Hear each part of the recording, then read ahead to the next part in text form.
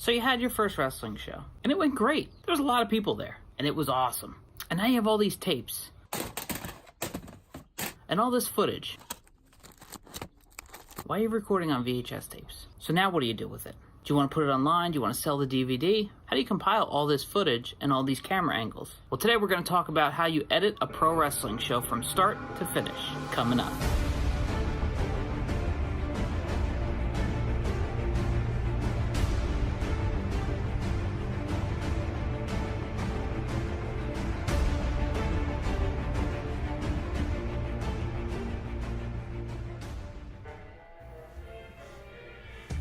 So today I'm going to show you how to edit a particular match that we do every year. It's a Thanksgiving themed match. It's basically a gauntlet match. One long match instead of showing you how to edit an entire show. I figure one match with a bunch of different combatants, a bunch of different wrestlers, a bunch of different themes would be a good starting point. Now these tricks can apply to any video editing software. I'm using Final Cut Pro in this instance, but if you're on a PC, you can use Adobe Premiere, and there's a bunch of others out there.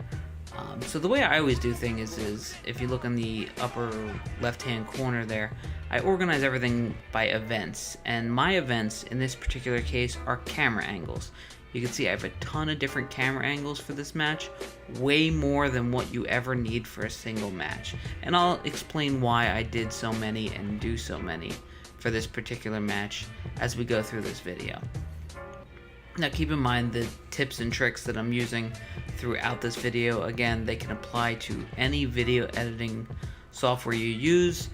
Things just look different in different softwares. They might be called different things. But you can see there I have a bunch of different events in this particular project, and we'll go into exactly what all those are. So I'm going to go ahead and jump in here. I'm going to click on my backup audio tab, and you can see here there's a bunch of different options. I had some music in there. For some reason there's a picture in there.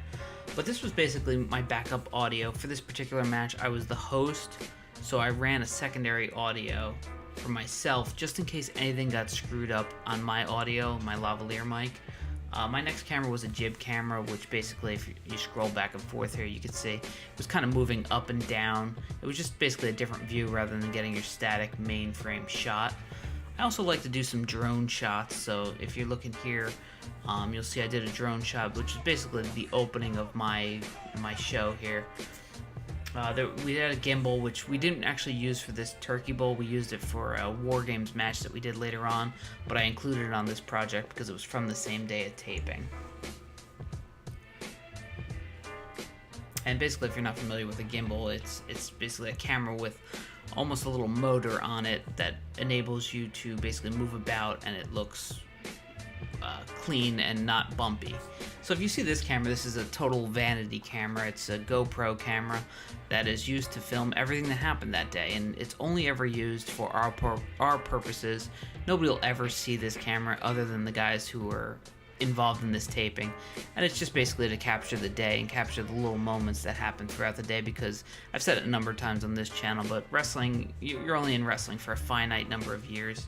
And again, this is another GoPro shot, but I use this basically to get closer to the ring. It's not a shot I would ever use really in editing, but it was just something to have there just as a backup. I like to have redundancy. I like to have multiple options when I go to edit, but really for a match like this, you really only need 2 cameras. I was just excessive.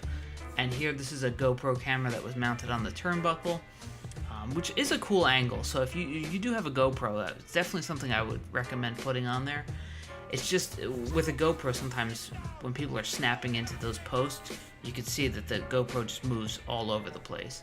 So this was another vanity camera, again, just showing everybody, just watching the event, because it's such a fun event and a fun time for everybody. I like to see everybody's reactions, and you can see in the background here, I got my 2 guys doing the camera, because eventually they were going to be called into the match. They didn't know when they were going to be called into the match because it was what's known as a shoot in wrestling.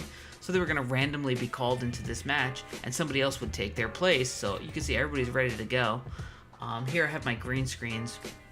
This is actually a shot from last year's Turkey Bowl, which I did include somewhere in this edit, and I'll show you where that is later on. But the green screens basically were to tell the beginning of my story. If you're familiar with the WWF, the late 80s, early 90s, they would always do these green screen openings, sort of these challenges, and tell everybody why they're going to win, let's say the Royal Rumble. And we always enjoyed those, and we like to kind of harken back to those days because that's the time I grew up as a wrestling fan, and most of my friends and most people involved in this kind of grew up during that period. So it's always fun to kind of throw back to something like that. So we always try to include something like that, and we always try to include some sort of a theme. This particular year we did like more of a Thanksgiving theme and a thankful theme. Not unlike the Survivor Series. And you can see here's my main camera, and if you notice the actual camera looks a little off, and there's a reason for that. We use a different lens on this camera, just trying something out, and what we didn't know at the time was it kind of warped the colors a little bit. So what I had to do was go in and do a little color correction, and I'll show you how to do that. We're not going to get too in-depth and too detailed into that, but I will show you some things that I did just to kind of enable the color correction to make everything look a little more balanced. And this next event is my commentary audio. I had 2 sets of commentary audio. Basically, I had one for my 2 guys who were doing commentary, and a backup just for that. And then I also had a lavalier mic on myself as the quote-unquote host of the show. And then I had a backup, as I showed you, which was the first event we covered. So the reason I use so many different forms of audio is because if you've ever had a show where the commentator audio just dies on you and it doesn't work or it doesn't come out right, and you're just left with the ambient noise of the commentators in the background, it can really suck the life out of your show. So I'm always super careful, and I always like to have redundancy and backup on all my audio, specifically the commentary, because that can be such a detriment to the rest of the show. So even if it's just a phone or a separate microphone, separate camera, whatever you can do to have redundancy on your most important audio, go for it. It is never a waste of time. I can't say it's never a waste of money because it could be.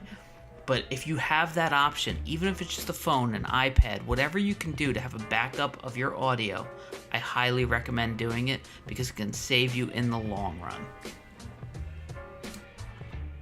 And then this is just a camera, once again, on the entrance, and another camera that you probably don't need. I just put a camera on the entranceway, and it sat there the entire match, just in case we, for whatever reason, forgot to move one of the cameras and we missed somebody's entrance as they were walking out to the ring. You can see it's not a crazy elaborate entrance. It's nothing fancy by any means. This is another camera. This was a regular camera. It was one of our hard cameras that was used for vignettes. I just wanted to separate my vignettes from the rest of the project so I didn't confuse myself when I went to go to edit and put everything together.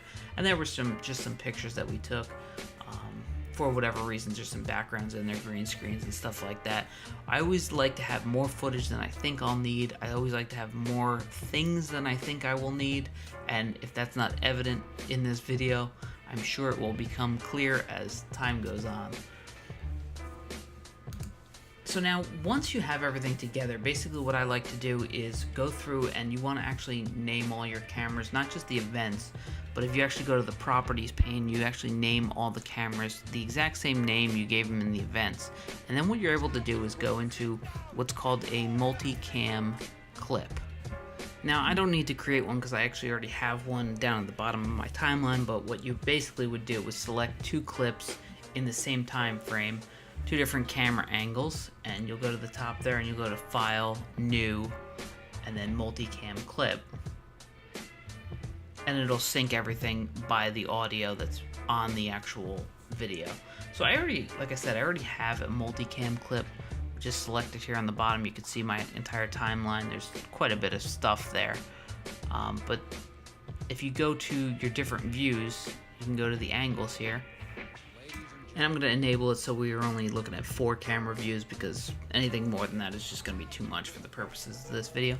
But if you see here, basically what I'll do is I now have the entire match laid out, and I can select in between these 4 views, and obviously there's more than the 4 views. But basically I'm looking at these 4 views, and then I'm just clicking with my mouse on one of those views, and that changes that in my timeline, hence changing that on my edit. So you can see there I'm just standing there all goofy looking at the camera. If I want to change this to a different angle so I'm not seeing my stupid face, boom, I changed it. Now I have this old guy leaving the ring. And it's really easy, and Final Cut has made it so easy, and all video editing platforms now have this function where you can sync up all these different cameras, play them, and then just kind of cut live, almost like you're doing a live broadcast. And this, again, this was filmed back in November, and I can just edit it almost like it's live to tape. Now, for a normal show, you have a middle, a beginning, and an end, not unlike a movie. But for a match, it's a little different, especially a match that's like a long themed match, like this is an hour-long match. So it's difficult to kind of come up with a beginning, a middle, and an end. I mean, the end is whatever the end of the match is, right? I mean, that's the easy part. The middle, you're just kind of relying on all the guys and all the talent there, and you're hoping that they'll put something together for you, and that's something that's substantial and interesting and holds the audience's attention. There's really not much of a beginning. It's super hard, especially with not having flashy entrances and all that. I mean, if you looked at what we were coming out of, it's basically just a door. So that's why I relied on creating an opening for this, which was done with a drone, and then we did these green screen shots, similar to the early pay-per-view years of the World Wrestling Federation. And we tried to use that to kind of draw the audience in and sort of evoke nostalgia and kind of bring in that old school mentality while keeping it young and keeping it light also. If you look, this is kind of, there's a lot of goofy stuff going on here. He's blending into the background because his green outfit is blending into the green screen, so of course he was freaking out about that. But you see here, everybody's kind of having a good time and having fun, and that's what the whole theme of this match is. So I'm not going to air this whole thing, but you can see we did a bunch of different takes. A lot of times people will ask me after I've done some editing on a show or a match, like, hey, how did the match come out, or how did my match come out? And I always give them the same answer, and they always look at me a little weird after I tell them. They'll say, how was my match? And I'll say, honestly, I didn't really get to see it. And that's because when you're editing, you're watching what's going on, but you're really not absorbing what's going on. So you're more focused about camera angles and stuff that's going on. In a magic show, wrestling's a work, right? It's some sort of magic. So in a magic show, you don't want to see the magician's hand when he's supposed to have no hands. You don't want to ruin any elements of surprise and take away any of the illusions. And the same property applies for pro wrestling. You don't want to be showing something. Maybe somebody misses a punch. Maybe the audience caught it. Maybe the cameras caught it. But maybe you have a camera angle that hides it. And that's the kind of stuff you want to use. And if you see here, we're using something called a lower thirds. And this is unrelated to camera trickery and everything like that. But this is basically creating graphics to explain who's coming out. Sometimes there's a little anecdote about the person. Maybe it's a title that they're holding right now. But it basically introduces the viewer to who that user is. So if you're using any sort of video editing software, these lower thirds are all incorporated. Once you get more experience and once you delve in a little bit, I always think it's better to customize these lower third graphics to include logos, include different things. I mean, once you get used to a particular software, for me it's Final Cut, if I see somebody else using the generic templates that come with Final Cut, it always sort of dumbs down the edit for me and it ruins it a little bit. So whenever possible, I try to use custom everything, but that comes with experience, and that comes with learning the craft, learning how to do it. It takes patience, it takes a lot of YouTube tutorials, a lot of Googling, but in the end, I think it's worth it, and I think it's worth it to the audience. And it's worth it, especially if you're a fellow editor and you see somebody else's got a really good edit, and they have really custom graphics and everything's unique. It makes you enjoy the show more. And lastly, one of the things I wanted to touch on just very briefly is color correction. Like I mentioned, the camera that we were using on this particular one, it was off a little bit. It was making the green super bright. It was oversaturated. And if you're doing anything where your video is going to be broadcast on like broadcast television, you need to be familiar with doing your color corrections and making sure everything's in the right boundaries that it needs to be. You can see right now I toggle between on and off for the color corrections. And you can see there's a little bit of a difference, but right here, if you look on the middle of the screen, you have all your RGB parade, as it's called in Final Cut Pro. And basically it's just adjusting your saturation, your color, and making everything, trying to even it out as best you can. If you notice here, I'm between the 0 and the 100, which is right where you need to be in order for anything to be broadcast. If I was to remove that effect, it would go outside of those boundaries, and it wouldn't look correct in broadcast television. And I mean, that's pretty much it. That's all the stuff we're going to cover as far as a baseline edit. I mean, obviously I can get into more detail and I can go over this for hours and hours and hours, because there's so many intricacies and so many different ways to edit and so many different shortcuts. But for just a general overview, I think the most important takeaway is whether you're editing a show or a match, you want to try to tell a story.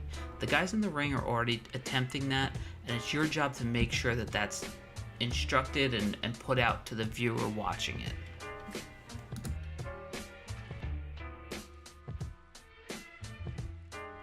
So that's pretty much it. Just do it exactly like that. Of course it's not that easy, and it's going to take a while to get used to editing, and it doesn't come natural to anybody. But it's just like anything. The more you do it, the more you practice at it, the better you'll get, the more efficient you'll get, and the quicker it'll become. If you like this video, beat the shit out of the like button, and I'll see you next time.